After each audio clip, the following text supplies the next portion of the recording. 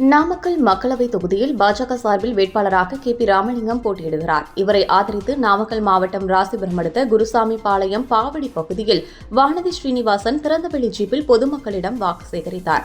அப்போது அவர் பேசியதாவது, கோடிக்கணக்கான மக்களின் அடிப்படை தேவைகளை திட்டங்கள் வாயிலாக வீடுகளுக்கு கொண்டு சேர்த்தவர் பாரத பிரதமர் மோடி. ஓட்டு போடாத தமிழ்நாட்டுக்கு 11 லட்சம் கோடிகளை இந்த 10 ஆண்டுகளில் கொடுத்தவர் பாரத பிரதமர் மோடி. மோடிதான் பிரதமர் என்பதை இந்திய நாட்டு மக்கள் ஏற்கனவே முடிவு செய்துவிட்டனர். ராகுல் காந்திக்கே பிரதமர் ஆவார் என்ற நம்பிக்கை இல்லை. மத்திய அரசின் திட்டங்கள் நமக்கு வராமல் நேரடியாக மக்களுக்கு செல்வதால் ஸ்டாலின் வயிற்றெரிச்சலில் உள்ளார். கே.பி. ராமலிங்கம் அரசியல் அனுபவம் வாய்ந்தவர். இந்த பகுதி மக்களுக்கு என்ன வேண்டும் என்பதை தெரிந்தவர். அவர் வெற்றி பெற்றால் பாரத பிரதமரிடம் என்ன வேண்டும் என்பதை கேட்டு பெற்றுத்தரும் வல்லமை படைத்தவர் என புகழாரம் சூட்டினார். குடிநீர் இணைப்புகளாகட்டும், பெண்களுக்கு கேஸ் இணைப்புகளாகட்டும், பெண்களுக்கு கழிப்பிட வசதியாகட்டும், அடிப்படையா ஒரு குடும்பத்துல ஒரு மனுஷனுக்கு என்ன தேவையோ அதையெல்லாம் திட்டங்கள் வாயிலாக கோடிக்கணக்கான மக்களுக்கும் கொண்டு சென்று சேர்த்தவர் மோடியவர். எல்லாத்துக்கும் இன்னைக்கு பேங்க்ல அக்கௌண்ட் இருக்கு, எல்லா பெண்களுக்கும் கேஸ் கனெக்ஷன் வந்திருக்குது. இன்னைக்கு வீட்டுல டாய்லெட் இல்லாத வீட்டுல எல்லாம் டாய்லெட் கட்டி கொடுத்திருக்காரு. 10 வருஷ காலத்துல மோடி அவர்கள் இத்தனை விஷயத்தை இங்க பண்ண முடிஞ்சிருக்குன்னு சொன்னா தமிழ்நாட்டில இருந்தெல்லாம் எம்பி ஐயாவுக்கு போகலைங்க. நாமக்கல்ல இருந்து 2014 கொடுத்தமா, 2019 கொடுத்தமா, ஓட்டு போடாம ஒரு பூத்துல இருந்தால கவுன்சிலர் வந்து குப்பை எடுக்க மாட்டாரு, தண்ணி விட மாட்டாரு. இந்த ஓட்டு போடாத தமிழ்நாட்டுக்கு கோடிக்கணக்கான ரூபாய்க்கான திட்டங்கள் 11 லட்சம் கோடிகளை இந்த 10 வருஷத்துல கொடுத்திருக்காரு. இன்னைக்கு எங்க பார்த்தாலும் தேசிய நெடுஞ்சாலைகள், ஒவ்வொரு பகுதியிலையும் சிறப்பு பொருளாதார மண்டலம், இங்கு இருக்கக்கூடிய நிலத்தடி நீரை பாதுகாப்பதற்கு தனி திட்டம், முட்டை ஏற்றுமதியில பல்வேறு நாடுகளுக்கு இந்த பகுதியில் இருக்கக்கூடிய முட்டை ஏற்றுமதிக்கு தனி திட்டம், ஒவ்வொரு தொழிலுக்கும் ஒவ்வொரு தரப்பு மக்களுக்கும் என்ன வேண்டும் என்று பார்த்து பார்த்து செய்பவராக பிரதமர் மோடி இருக்கிறார். நடக்க போவது மாநகராட்சி தேர்தலோ பஞ்சாயத்து தேர்தலோ மாநிலத்திற்கான தேர்தல் அல்ல. நீங்க உட்கார்ந்துட்டு இருக்கிற பெரியவங்களுக்கும் சகோதரிகளுக்கும் சொல்றேன், ஏப்ரல் 19ஆம் தேதி நீங்க ஓட்டு போட போறது யார் இந்த நாட்டினுடைய பிரதமராக வர வேண்டும் என்பதற்கான தேர்தல். 10 வருஷ காலம் பிரதமராக சிறப்பாக பணியாற்றி இருக்கக்கூடிய மோடி அவர்களுக்கு மீண்டும் ஒரு வாய்ப்பை இந்த இந்திய நாட்டு மக்கள் கொடுக்கறதுக்கு தயாராயிட்டார்.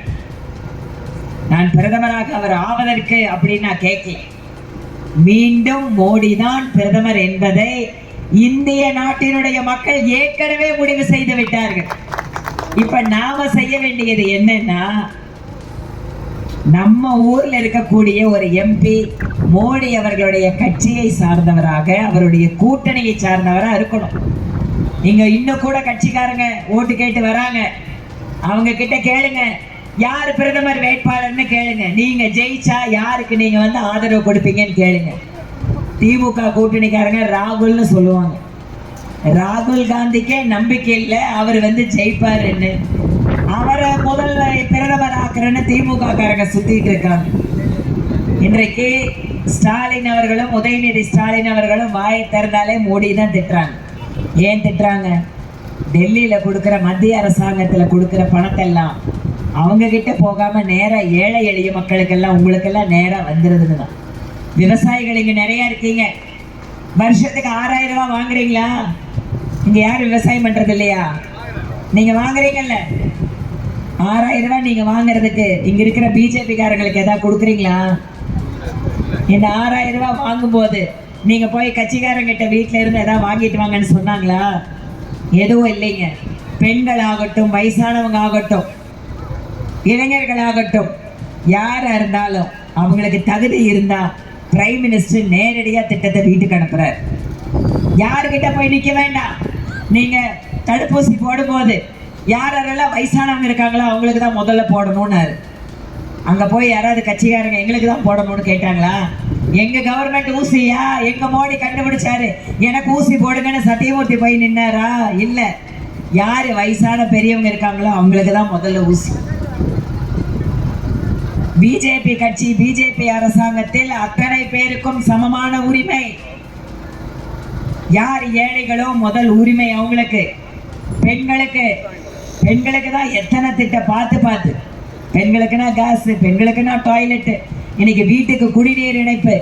இந்த நாடாளுமன்ற தொகுதியில் மட்டும் 2 லட்சம் குடும்பத்துக்கு குடிநீர் இணைப்பு வழங்கப்பட்டிருக்கு. விவசாயிகள் கிட்டத்தட்ட 4 லட்சம் விவசாயிகளுக்கு மேல நேரடியாக உரமானியம், மண்வள அட்டை எல்லாத்துக்கும் பார்த்து பண்றாரு. இங்க இருக்கிற ஸ்டாலின் திமுகவுக்கு என்ன வைத்தறிச்சல், டெல்லியில கொடுக்கிற பணத்தெல்லாம் அவங்க கையில கொடுக்காம விவசாயிகளுக்கு நேரா கொடுத்துறாரு, பெண்களுக்கு நேரா கொடுத்துறாரு, வயசானவங்களுக்கு பென்ஷன் வேணுமா நேரா கொடுத்துறாரு. நம்ம கையில வராம எல்லாத்துக்கிட்ட நேரா கொடுத்துறாரு மோடிங்கிறத மட்டும்தாங்க வைத்தறிச்சல். நம்மளுக்கு நேரடியாக டெல்லியில கொடுக்கிற பணம் இங்க வந்து சேர்றது முக்கியமா? மாநில அரசுக்கு கொடுத்து அவங்க பாதி சாப்பிட்டு பாதி மச்சானுக்கு கொடுத்து பாதி மாப்பிள்ளைக்கு கொடுத்து ஏதோ போடா போகுதுன்னு பிச்சை போடுற மாதிரி போடுறது முக்கியமா? யோசிச்சு பாருங்க. நடக்க இருப்பது, திரும்பவும் சொல்ற, மத்திய அரசாங்கத்துக்கான தேர்தல். இங்கு நம்முடைய வேட்பாளர் பாட்டாளி மக்கள் கட்சி, தமிழ் மாநில காங்கிரஸ், அமமுக, அண்ணன் ஓபிஎஸ் அவர்கள், அண்ணன் தேவநாதன் யாதவ் அவர்கள், ஜான் பாண்டியன் அவர்கள், அத்தனை பேரும் சேர்ந்து இன்று பிரதமர் மோடி அவர்களுக்கு உறுதுணையாக தமிழ்நாட்டில் நாம் இருக்க வேண்டும் என்று முடிவு பண்ணியிருக்காங்க. அண்ணன் கேபி ராமலிங்கம் நல்ல அரசியல் அனுபவம் வாய்ந்தவர். இந்த பகுதி மக்களுக்கு என்ன வேண்டும் அப்படிங்கிறத தெரிஞ்சவர். அவர் எம்பியா வரும்போது மோடி அவர்களிடம் என்னென்னவெல்லாம் நம் ஊருக்கு வேணுமோ அதை வாங்கி கொண்டு வரக்கூடிய வல்லமை படைத்தவர் நம்முடைய அண்ணன் ராமலிங்கம். அப்படிப்பட்ட ஒரு நபர் நமக்கு எம்பியா கிடைச்சாருன்னு சொன்னா, நாமக்கலுக்கு தனியா நாம வந்து ட்ரெயின் வேணுமா வாங்கலாம், தனியா ஏர்போர்ட் வேணுமா வாங்கலாம், இங்க இருக்கக்கூடிய விவசாயிகளுக்கு தனியா ஒரு மையம் வேணுமா வாங்கலாம், முட்டை ஏற்றுமதிக்கு இன்னும் செய்யலாம். இன்று நெசவாளர் சொந்தங்கள் இருக்கீங்களே, நெசவாளர்கள் ஒவ்வொருவருக்கும் தனியாக வீடு கட்டி கொடுப்பதற்கு கூட மோடி அவர்களுடைய அரசாங்கத்தால் முடியும். அதற்கு அண்ணன் கேபி ராமலிங்கம் அவர்கள் உங்களுக்கு எம்பியாக வர வேண்டும் என்று உலக நாடுகளுக்கெல்லாம் செல்லத்தக்க வகையிலே இந்த இடத்தில் மிகப்பெரிய ஒரு ஏற்றுமதி மையத்தை அமைப்பதற்கு அண்ணன் கேபி ராமலிங்கம் அவர்கள் உங்களுக்கு உறுதுணையாக இருந்து உங்கள் வாழ்க்கையில் முன்னேற்றத்தை கொடுப்பார் என்கின்ற உறுதியோடு என்னுடைய உரையை நிறைவு செய்கிறேன். நன்றி, வணக்கம்.